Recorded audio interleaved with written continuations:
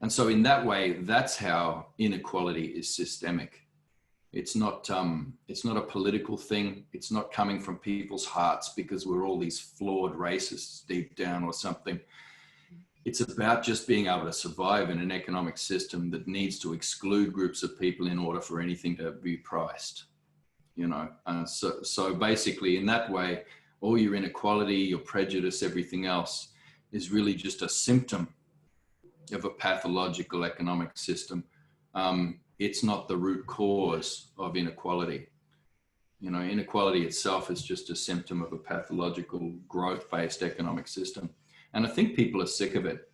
And everywhere you see people, and this is what I wanted to talk about was language, the way language changes. People are sick of the word sustainability now. And there's a big zeitgeist of people who are saying, no, regenerative. It can't just be sustainable, because that's rubbish. That's just sustaining the infinite growth model.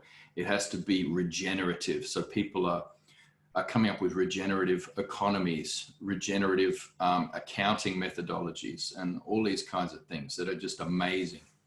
So not just land-based stuff, because in the end, everything is land.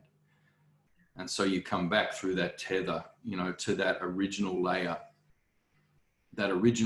that's been divided into this stack now of all these separate things. That's just one thing, and all comes back to land, all comes back to place.